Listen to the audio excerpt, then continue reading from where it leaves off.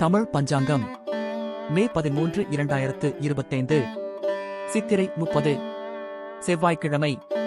நட்சத்திரம் காலை 9:09 வரை விசாகம் பின்னர் அனுஷம் திதி பிரதமை நல்ல நேரம் காலை 7:30 முதல் 8:30 வரை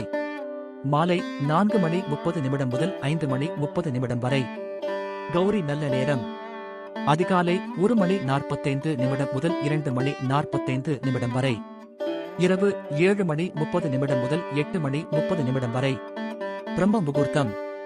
அதிகாலை 4:11 முதல் 4:59 வரை ராகு காலம் மாலை 3:14 முதல் 4:48 வரை